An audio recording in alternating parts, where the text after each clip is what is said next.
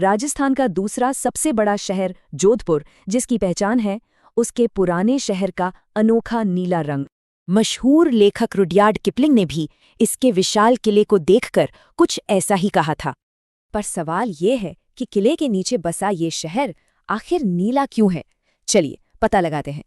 कहानी शुरू होती है मेहरानगढ़ किले से, जो आज भी जोधपुर के आसमान पर राज करता है। इसके नाम का मतलब ही है सूर्य का किला, जो राठौड़ वंश का सीधा नाता सूर्यदेव से जोड़ता है। तो एक तरफ सन सिटी और दूसरी तरफ ब्लू सिटी, है ना ये एक दिलचस्प पहेली? इस किले की नींव सिर्फ पत्थर और गारे से नहीं, बल्कि एक श्राप और बलिदान की कहानी से रखी गई है। 1459 में जब राव जोधा ने ये जमीन चुनी, तो उन्हें एक साधु का भयानक श्राप झेलना पड़ा।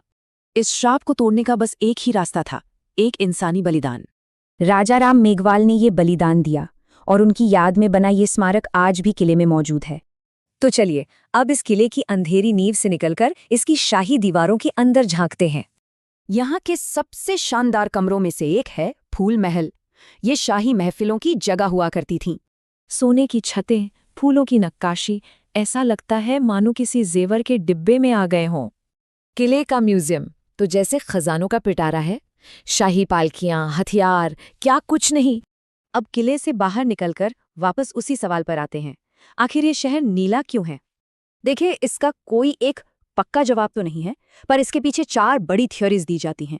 पर एक मजेदार बात पता है, पूरा शहर नीला है ही नहीं, सिर्फ करीब 30% हिस्सा। ये नीले घर ज्यादातर पुराने शहर में किले के ठीक नीचे बसे ब्रह्मपुरी इलाके में ही दिखते हैं। तो जोधपुर की असली पहचान सिर्फ इसके रंग में नहीं, बल्कि इतिहास और कहानियों के ताने बाने में है। तो फिर सोचना यह है कि किसी शहर को उसका रंग पहचान देता है या उसकी दीवारों में दफन कहानियां।